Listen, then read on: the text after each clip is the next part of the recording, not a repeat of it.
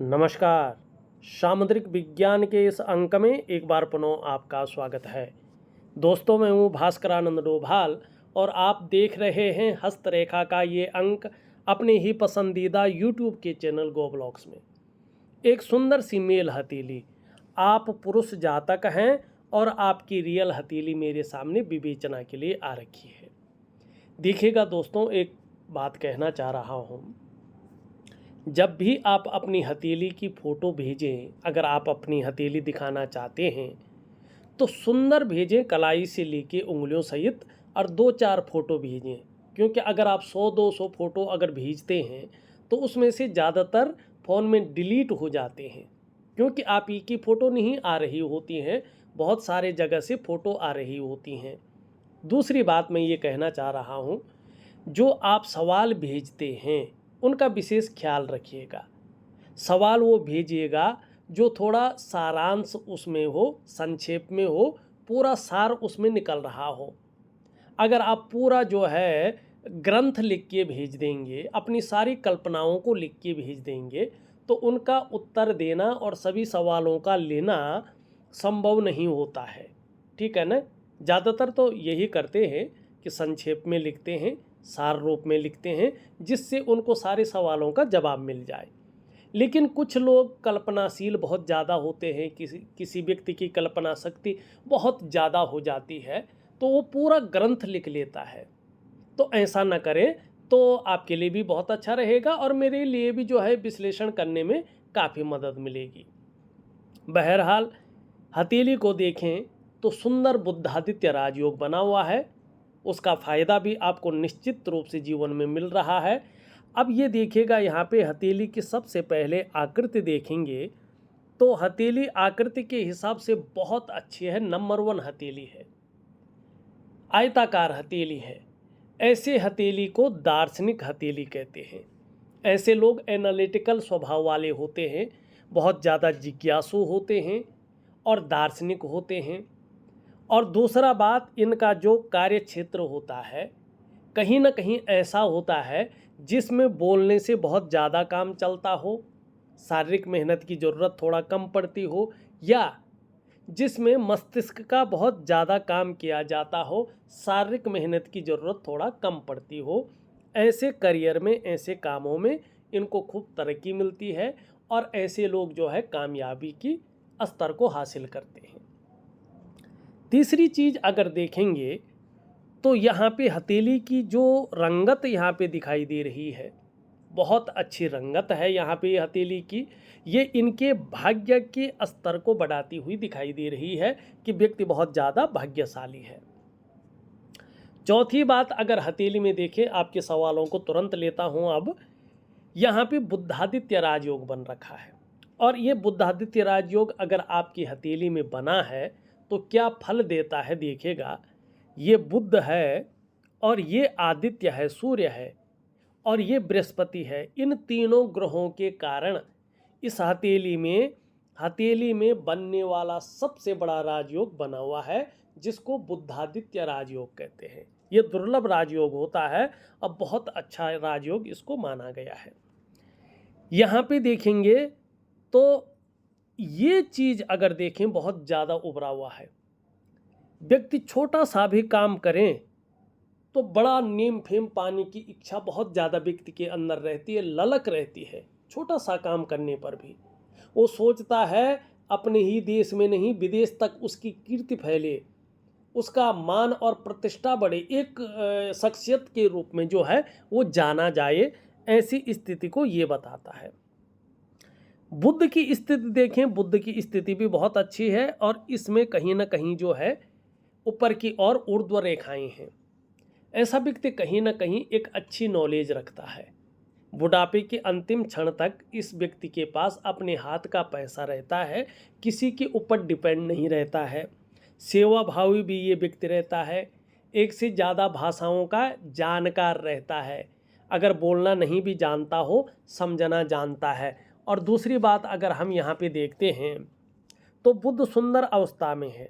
ऐसे व्यक्ति की त्वचा भी बहुत अच्छी रहती है। ऐसे व्यक्ति का जो आर्थिक स्थिति है कहीं ना कहीं आगे चलकर अच्छी रहती है। ठीक है ना, और बोली भाषा भी अच्छी रहती है। ये आदित्य में अगर हम देखेंगे तो लगातार 2 रेखाएं हैं। ऐसे व्यक्तियों को यश की प्राप्ति होती है, प्रसिद्धि की प्राप्ति होती है जब सूर्य इनका बहुत अच्छी स्थिति में आता है। अभी उतना नहीं है लेकिन आएगा, अगर ये सूर्य क्रिया अगर करते हैं तो। दूसरी बात, ऐसे लोगों को पुत्र सुख मिलता है और विपुल संपत्ति का लाभ जीवन में मिलता ही मिलता है, ये दिखाई दे रहा है। अब बुधादित्य राजयोग कैसे बन रहा है, आप देखेंगे ये उंगली इसके पहले पौरवे तक पहुंच रही है। जब ये उंगली इसके पहले पौरवे तक पहुंचती है तो अगर व्यक्ति व्यापार कर रहा हो तो उत्कृष्ट व्यापारी बनता है। अगर नौकरी कर रहा हो तो अधिकारी लेवल का व्यक्ति रहता है, वो चाहे सरकारी नौकरी करे चाहे प्राइवेट नौकरी करे। अपने जीवन में एक बेहतरीन किस्म की, उच्च किस्म की कामयाबी को हासिल करता है 2 कारणों से। एक तो अपने बलबूते पे कुछ करने वाला जो गुण है इनके अंदर अच्छे रूप में डेवलप अवस्था में दिखाई देता है, और दूसरा देखें तो जो कम्युनिकेशन स्किल्स है उसके दम पर ये लोग सफल होते हैं। तो यहाँ पे दोनों चीज़ें दिखाई दे रही हैं। ये यहाँ तक है और ये यहाँ झुक रहा है इसकी तरफ। तो सूर्य के नैसर्गिक गुण व्यक्ति के अंदर हमेशा रहेंगे। यश पाने की बहुत ज़्यादा इच्छा रहेगी, नेम फेम पाने की इच्छा हमेशा बनी रहेगी, अपने कार्यों में विस्तार हो जाए, उसका फैलाव हो जाए, मैं एक ब्रांड बनकर निकल जाऊं, उभर कर आ जाऊं, ऐसी जो है इच्छाएं बहुत ज़्यादा दिखाई दे रही हैं। अब बृहस्पति की उंगली से बड़ी है, मिडिल फिंगर से छोटी है, तो सूर्य के नैसर्गिक गुणों में और वृद्धि हो रही है यहाँ पे।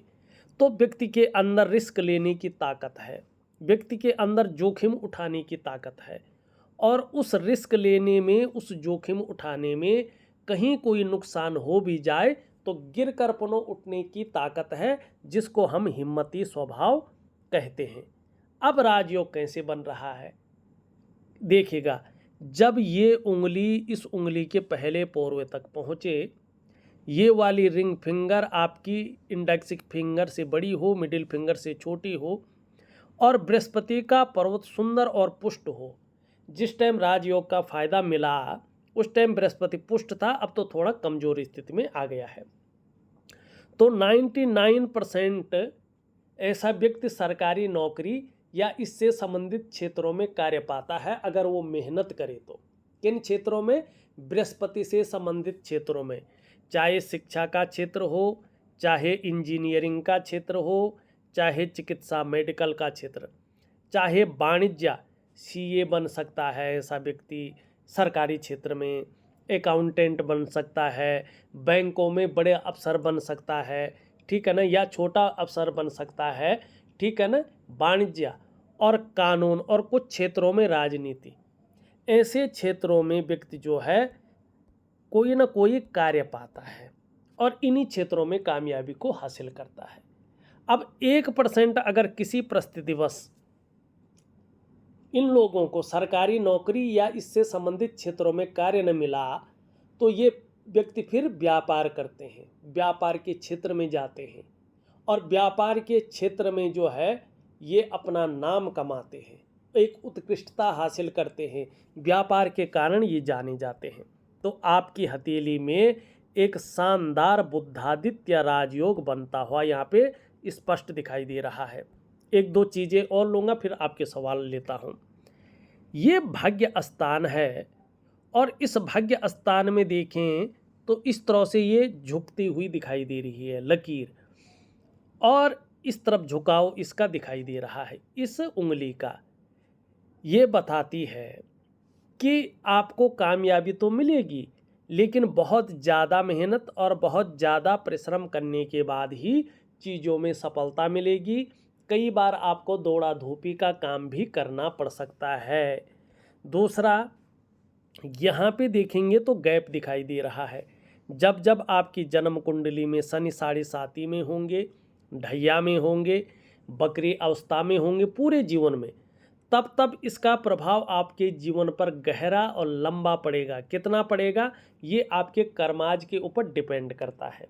लेकिन क्या पड़ेगा, ऐसे में कई बार आप दुखी से हो जाएंगे, कई बार सब कुछ होते हुए भी खुशियों में कमी रहेगी।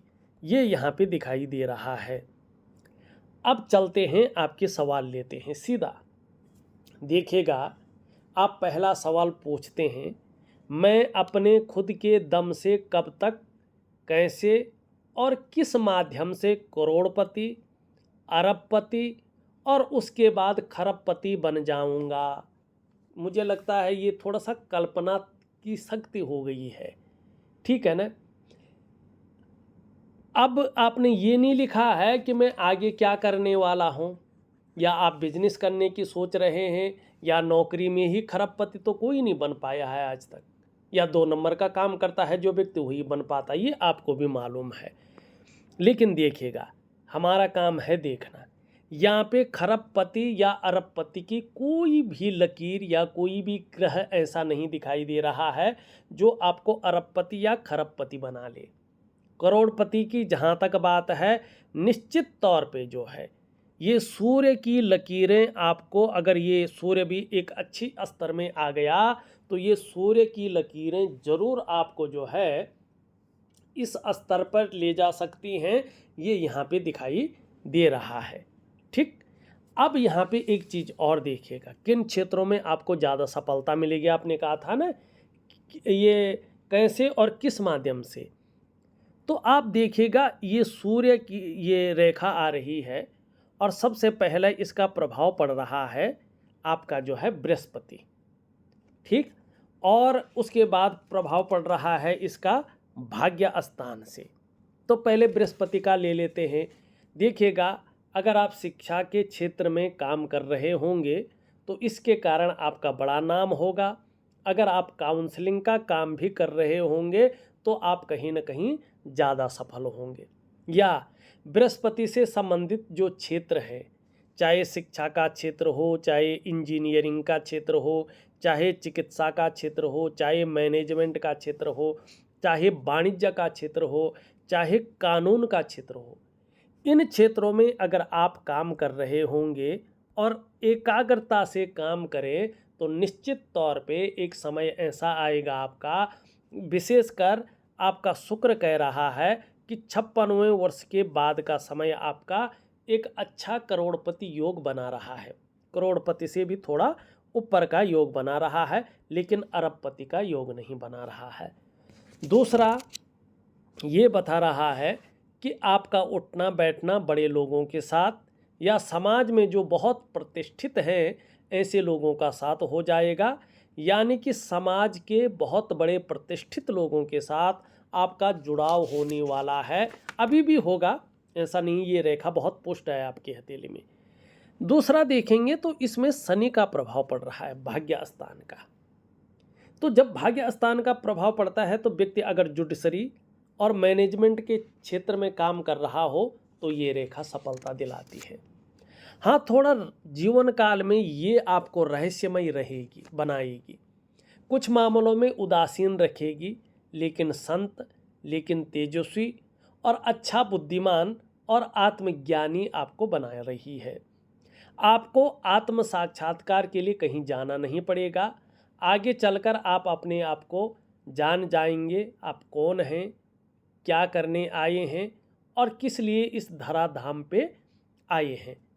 लेकिन एक चीज़ का आप ज़रूर ध्यान रखिएगा, वो चीज़ क्या है, आपकी मस्तिष्क रेखा। यहाँ पे देखेंगे तो मस्तिष्क रेखा इस प्रकार से यहाँ पे ब्रेक हो रही है शनि के बीच में। और जब भी मस्तिष्क रेखा कहीं पे टूटती है तो ये व्यक्ति के अंदर एक समस्या देती है। ऐसा व्यक्ति पहले कार्य तो शुरू कर लेते हैं, लेकिन उसको किसी परिस्थितिवश बीच में ही छोड़ देते हैं। प्रारंभ से लेकर के अंत तक ऐसे लोग एकाग्रचित्त होकर कर्म करने वाले नहीं होते हैं। दूसरी बात, यदि ये शनि पर्वत के नीचे इस प्रकार से बिखराव की स्थिति में आ जाए तो 24 साल की उम्र के आसपास वाहन ऐसे लोगों को ठीक से चलाना चाहिए, और छोटा मोटा अगर कोई शारीरिक कष्ट होने बैठ जाए तो डॉक्टरी सलाह लेनी चाहिए, ठीक है ना। और दूसरी बात, ऐसे लोगों को आपको विशेष कर कह रहा हूँ, साझेदारी में काम नहीं करना चाहिए। साझेदार से कहीं ना कहीं तनाव होगा, धन का नुकसान होगा, और जीवन में अभी भी कर्ज के लेन देन से भी आपको अपने आप को बचा के चलना चाहिए, नहीं तो समस्याएं खड़ी हो जाएंगी। अरबपति खरबपति की तो बात बाद में है, कर्जे के तले डूबे रहेंगे और उससे निकलना बहुत ज़्यादा मुश्किल हो जाएगा। तो इस बात का आप ध्यान रखें। मेरे ख्याल से लगता है कि आपको आपके पहले सवाल का जवाब मिल गया होगा। दूसरा आप लिखते हैं, मैं खुद से कुल कितना घर, जमीन, luxurious flat, luxurious villa, luxurious big farm house खरीद लूँगा। अब भैया ये तो नहीं दिखाई दे रहा है कि कितना लग्जरियस आप खरीद पाएंगे। हाँ, आपका शुक्र बहुत अच्छा है, ठीक है ना, और एक बुद्धादित्य राजयोग है, रेखाएं भी बहुत अच्छी हैं। तो इसलिए मंगल की स्थिति को अगर हम देखते हैं तो मंगल में मल्टीपल जो है यहाँ पे दिखाई तो दे रहा है, एक से ज़्यादा, चाहे अचल हो चाहे चल संपत्ति हो, ये दिखाई दे रही है। लेकिन बहुत बड़ी लग्जरियस अभी हथेली में नहीं दिखाई दे रही है, और बीच बीच में समय समय पे हाथ की रेखाएं बदलती रहती हैं। अगर कभी आपकी हथेली की रेखाएं बदल जाती हैं तो निश्चित तौर पे मैं, अगर आप हाथ भेजेंगे तो बता दूंगा, लेकिन शुल्क लेके। यहाँ पे देखेंगे तो ये थोड़ा जो मस्तिष्क रेखा और जीवन रेखा है उसके बीच में एक ज्वाइंट दिखाई दे रहा है। जीवन में ये बता रहा है आप एक प्रेशर के ऊपर बहुत ज़्यादा रहेंगे, आपके ऊपर पारिवारिक जिम्मेवारियां बहुत ज़्यादा रहने वाली हैं। आप स्वच्छंद उड़ना तो चाहेंगे, लेकिन कुछ एक जिम्मेवारियां या कुछ एक चीज़ों के कारण आप उस प्रकार से उड़ नहीं पाएंगे। और जिस प्रकार से केतु है और जिस प्रकार से जो है यहाँ पे ये दिखाई दे रहा है, ऐसे लोगों का जो प्रारंभिक जीवन होता है उसमें थोड़ा व्यक्ति को संघर्ष, उतार चढ़ाव और कभी कभी अस्थिरता का सामना करना पड़ता है, लेकिन उसी संघर्ष के बलबूते व्यक्ति हर सुख को पाता है, हर सुख का भोग भी करता है। ठीक। तीसरा प्रश्न आप लिखते हैं, मैं खुद से कितना लग्जरियस फोर व्हीलर व्हीकल खरीद लूँगा और कब तक खरीद लूँगा।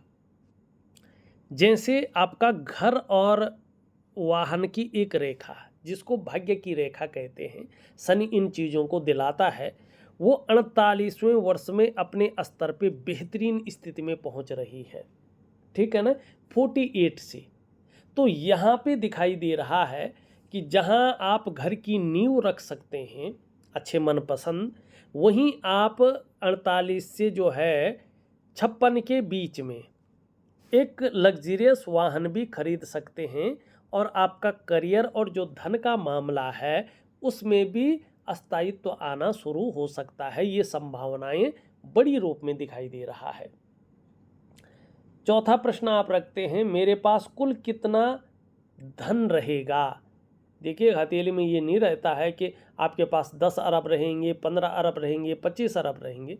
ये कहता है कि आपके पास अच्छा धन रहेगा, क्योंकि आपका जो है बुद्ध की लकीरें पहले ही बता चुकी हैं कि धन अच्छी रहेगी। दूसरी बात, यहाँ पे अगर हम देखेंगे तो इस प्रकार की एक चिन्ह बन रहा है, और ये एक रूप में मत्स्य चिन्ह भी दिखाई दे रहा है। अगर आप ध्यान से देखेंगे तो ये यहाँ पे इस प्रकार से भी है। अगर ये देखेंगे तो ये वास्तव में धीरे धीरे मत्स्य चिन्ह बन रहा है, और किस पे बन रहा है, आपका जो है जिसको कहते हैं भाग्य स्थान पे बन रहा है। और इसके बारे में हमारा पौराणिक ग्रंथ कहता है, यस्य हस्ते मत्स्य रेखा कर्म सिद्धिश्च जायते धनाड्यस्तु सौविज्ञेयो बहुपुत्रो न संशयो।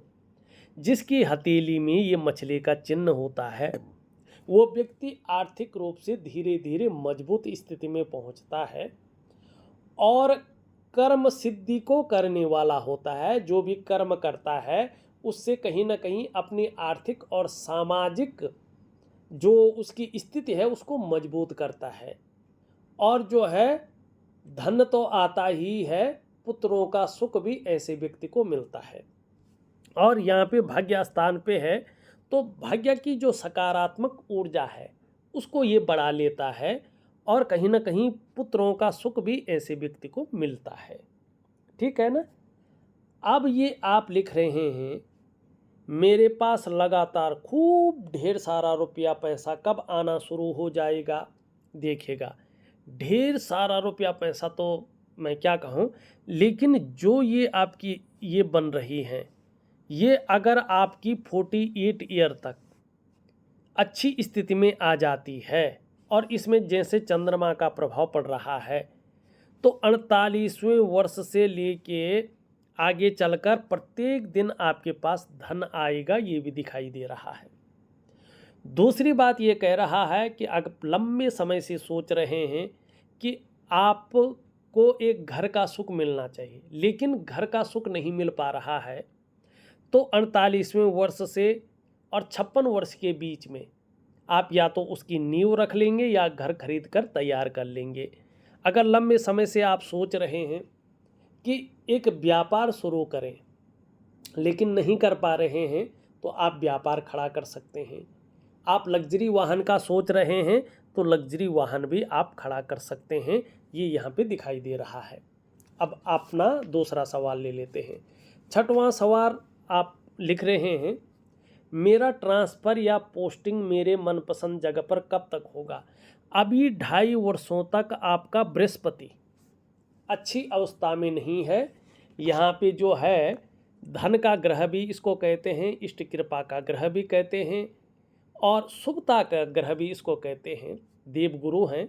आपकी हथेली में इस समय एक साधारण अवस्था में बैठे हुए हैं, और इस अवस्था में ये आपके अंदर थोड़ी सी साधारणता देते हुए दिख रहे हैं, सामान्य व्यक्तित्व की तरफ आपको ले जा रहे हैं, और कहीं ना कहीं जो है जो पोस्टिंग वगैरह की चीज़ें उसमें अभी 2 से 2.5 वर्षों तक ये रोक लगाते हुए दिखाई दे रहा है। अगर हो भी जाए ट्रांसफ़र, आप कोशिश करते हैं, तो वहाँ आपको उतना सुकून नहीं मिलेगा। और जिस तरह से ये रेखा जा रही है, और ये है परिवार को लेके भी कोई ना कोई चिंता दिखाई दे रही है। घर के जो बुजुर्ग हैं उनसे संबंध अच्छा रखिएगा, उनकी वजह से थोड़ा परेशानियां हो सकती हैं। दाम्पत्य जीवन में थोड़ा सा जो उसका चरम सुख का भोग है, उसके बीच में भी परिस्थितियां खड़ी हो सकती हैं, इस बात का ध्यान रखिएगा। 7वां आप लिखते हैं मैं सरकारी बैंक से 60 साल जॉब करके रिटायरमेंट हो जाऊंगा या BRS पहले ही ले लूँगा। जैसी आपकी मस्तिष्क रेखा है और जैसे इसमें जाल बन रहा है, ये आपसे ये चीज़ करवा सकता है। आप नौकरी छोड़ सकते हैं, BRS ले सकते हैं, और आप जो है कहीं ना कहीं जो है व्यापार की तरफ जा सकते हैं, जो निर्णय आपके लिए घातक सिद्ध हो सकता है। तो कोशिश करें आपकी नौकरी बनी रहे, और नौकरी में आप लगातार जो है काम करते रहें, ये आपके लिए बेहतरीन होगा। 8वां सवाल आप लिखते हैं मेरे बैंक के सभी लोन या कर्ज कब तक पूर्ण रूप से ख़त्म हो जाएंगे, और मैं कब तक बिल्कुल कर्ज मुक्त हो जाऊंगा। 56 ईयर तक आप संभावना है आप कर्ज मुक्त हो जाएंगे, और 57 ईयर से दोबारा आपका भाग्योदय यहाँ पे स्पष्ट रूप से दिखाई दे रहा है शुक्र के कारण। ठीक है, ये एकदम करेक्ट यहाँ पे दिख रहा है। तो कोशिश करें जल्दी हो, क्योंकि 48वें वर्ष से अगर ये उभरती है तो फिर आपको जल्दी इसमें राहत मिलेगी। 9वां प्रश्न आप लिखते हैं मैं अपने खुद के दम से बिहार विधानसभा में MLA और उसके बाद सरकार में कैबिनेट मिनिस्टर कब तक बन जाऊंगा। अब देखिएगा, राजनीति के लिए 4 ग्रह हथेली में देखना महत्वपूर्ण होते हैं। उनसे पता चलता है कि व्यक्ति का राजनीतिक करियर कैसा रहेगा। सबसे पहला आता है आपका मंगल।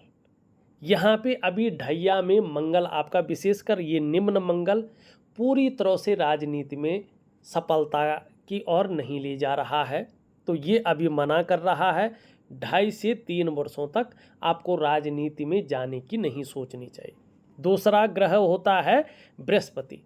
आपका बृहस्पति शनि की तरफ दृष्टिगोचर कर रहा है, और धीरे धीरे अपनी जो पॉजिटिव पावर है उसको कम कर रहा है, और राजनीति में बहुत ज़्यादा फायदा नहीं दे रहा है। तीसरा होता है सूर्य। सूर्य में बेहतरीन रेखाएं हैं, लेकिन कहीं ना कहीं जो है यहाँ पे ये उस रूप में पुष्ट नहीं है जिस रूप में इसने होना चाहिए, तो राजनीति के लिए ये मना कर रहा है। अब आता है आपका जो है यहाँ पे चंद्रमा। चंद्रमा आपका ठीक है, मानसिक रूप से आगे चलकर ये मजबूत स्थिति में रखेगा आपको। आपका कॉन्फिडेंस लेवल बहुत अच्छा रहने वाला है। शरीर में इनकी वजह से अगर कोई समस्या रही भी तो भी इसकी वजह से मन मजबूत रहेगा। आपका पाचन तंत्र भी मोटे तौर पर ठीक रहेगा। शरीर का हार्मोनल सिस्टम भी इसकी वजह से बढ़िया होता हुआ दिखाई दे रहा है। चंद्रमा आपका यहाँ पे अच्छा दिखाई दे रहा है। आप क्रिएटिव ज़्यादा रहेंगे। माँ होगी तो आगे चलकर माँ का सुख आप भोगेंगे। चंद्रमा आपकी हथेली में बेहतरीन है, सुंदर अवस्था में धीरे धीरे आ रहा है। तो जीवन में महिलाओं का सहयोग भी आपको बहुत अच्छा मिलेगा, लेकिन शुक्र भी बहुत अच्छा है आपका यहाँ पे, तो भोग संबंधी भावनाएं भी आपके अंदर ज़्यादा रहेंगी। ठीक है ना, विपरीत लिंग के प्रति बहुत ज़्यादा आकर्षण रहेगा। हर समय भोग संबंधी भावनाएं आपके अंदर ज़्यादा रहेंगे। तो ये ज़्यादा ना हो, आपका करियर बहुत अच्छा हो, आपकी सामाजिक प्रतिष्ठा हो, आपकी आर्थिक स्थिति अच्छी हो, आपकी पारिवारिक स्थिति अच्छी हो। इसके लिए अपने गुरु को पुष्ट कीजिएगा। अगर गुरु पुष्ट नहीं होगा और शुक्र पुष्ट होता जाएगा तो कहीं ना कहीं जो है आप गंदी जगह फंस जाएंगे और कोर्ट कचहरी का मामला भी आपको झेलना पड़ेगा। ठीक, अब आप दूसरा लिखते हैं 10वां प्रश्न। मैं अपने खुद के दम से लोकसभा में MP, उसके बाद भारत सरकार में कैबिनेट मिनिस्टर कब तक बन जाऊंगा? मैंने जैसे कहा कि आपके जो भी मैंने ग्रह दिखाए हैं वो अभी राजनीति के लिए नहीं दिखाई दे रहे हैं, तो अभी इसके बारे में कुछ भी नहीं कहा जा सकता है। 11वां प्रश्न लिखते हैं, मेरे ऊपर कभी भी कोई police case, FIR, court case या बैंक से कोई चार्जशीट तो नहीं आएगा ना? देखिएगा, जिस प्रकार से राहु की लकीर है, जिस प्रकार से नेगेटिव ऊर्जा दिखाई दे रही है, आपको वाद विवाद से बचना चाहिए, विपरीत के प्रति भोग संबंधी भावनाओं से बचना चाहिए और ज़्यादातर अपने करियर में ध्यान लगा के चलना चाहिए, तो ये चीज़ें नहीं होंगी। 12वां प्रश्न आप लिखते हैं, मेरे सैलरी से कोई इंक्रीमेंट डाउन तो नहीं होगा ना? ये संभावना तो नहीं है, लेकिन जैसे नेगेटिव ऊर्जा है और बृहस्पति बहुत अच्छा नहीं दिखाई दे रहा है, तो प्रमोशन के भी ज़्यादा चांस नहीं बना रहा है ये। 13वां प्रश्न आप लिखते हैं, मेरे सभी इंटरनल और एक्सटर्नल शत्रु मेरा कुछ भी बिगाड़ तो नहीं पाएंगे न? देखिएगा, आपकी हथेली में यहाँ पे देखेंगे तो मंगल की रेखा बहुत अच्छी है। हनुमान जी का निरंतर जो है जाप करते रहें, उनकी विधि भी मैं दे दूंगा, तो आपके शत्रु कभी भी आपका कुछ नहीं बिगाड़ पाएंगे। चौथा आप लिखते हैं, मुझे लाइफ में कभी भी जेल जाने का योग तो नहीं है ना? देखिएगा, मैंने पहले भी कहा है, जिस प्रकार से यहाँ पे भी एक गुणा का चिन्ह है और यहाँ पे भी राहु की स्थिति आ रही है, आपको वाद विवाद से बच के चलना होगा, तो ऐसा नहीं रहेगा। 15वां सवाल आप लिखते हैं, मेरे लाइफ में अब कोई नई प्रेमिका कब तक आएगी या नहीं आएगी? यदि प्रेमिका आएगी तो वो मैरिड या अनमैरिड होगी? आपने बहुत कुछ लिखा है। मेरे ख्याल से देखिएगा, आप एक सामाजिक और प्रतिष्ठित आदमी हैं, ठीक है ना, और आप उम्र के भी उस पड़ाव में है जब व्यक्ति दो चीज़ों के बारे में ज़्यादा सोचता है। एक, अध्यात्म के बारे में व्यक्ति सोचता है और दूसरा व्यक्ति मोक्ष के बारे में ज़्यादा सोचता है और तीसरा व्यक्ति सामाजिक प्रतिष्ठा और अपने को एक ब्रांड बनाने के ऊपर सोचता है कि एक जेन्युइन व्यक्ति बन के मैं उभरूं और लोग सदैव मुझे याद रखें, इस बारे में ज़्यादा सोचते हैं। मेरे को लगता है आपको भी यही सोचना चाहिए और इस जो है छचेरेपन में जो होता है ना, उसमें नहीं जाना चाहिए। जिस प्रकार की आपकी उम्र है, जिस प्रकार का आपका कार्य क्षेत्र है, जिस प्रकार के आप प्रतिष्ठित आदमी है, एक छुचेरापन में जाना अच्छा नहीं लगता है, ठीक है ना। आप बहुत अच्छे ज्ञानी भी हैं, विद्वान भी हैं, तो आपको इस पे विचार करना चाहिए और अपने परिवार को देखना चाहिए और अपने जीवन साथी के प्रति ईमानदारी बरतनी चाहिए। और यही जो है आपकी हथेली भी कह रही है। और इसका कारण है कि जो आपका मन इधर उधर जाता है, आपका बृहस्पति का कमज़ोर होना और शुक्र का बहुत ज़्यादा बलवान होना। तो अपने बृहस्पति को ठीक करिएगा, आपको लाभ होगा। 16वां सवाल आप लिखते हैं, मुझे किस भगवान का लगातार नाम जाप करना चाहिए और किस मंत्र का लगातार जाप करना चाहिए। देखिएगा, आपको श्री राम का, जय श्री राम, जय सीताराम, ठीक है ना, श्री सीताराम का आपको रोज मानसिक जाप करना चाहिए, श्री सीताराम, ठीक है ना। और हनुमान जी की शरणागति आपको जानी चाहिए और आपका उद्धार निश्चित तौर पे होगा। जो आपने सवाल लिखे हैं कि जो है मुझे ज्ञान की प्राप्ति होगी या मोक्ष की प्राप्ति होगी और जो है भगवान लाइव दिखेंगे कि नहीं दिखेंगे, ये अभी नहीं दिखाई दे रहा है। अभी आपके जीवन में मोक्ष नहीं है, ठीक है ना। एक जन्म आपका और है और उस जन्म को बेहतर करने के लिए आपको अपने बृहस्पति को पुष्ट करना होगा। बहुत सारे आपके सवाल थे, सबका मैंने जवाब ले लिया है। अब फटाफट कुछ चीज़ें देख लेता हूँ। धार्मिक भावनाएं बहुत अच्छी रहेंगी और ईश्वर में विश्वास बना रहेगा। बाकी इनके बारे में मैं बता चुका हूँ। एक सुखद जीवन जीने की चाह रहेगी और सुखद जीवन जीने के लिए प्रयत्नशील व्यक्तित्व रहेगा। बहुत ज़्यादा महत्वाकांक्षाएं रहेंगी।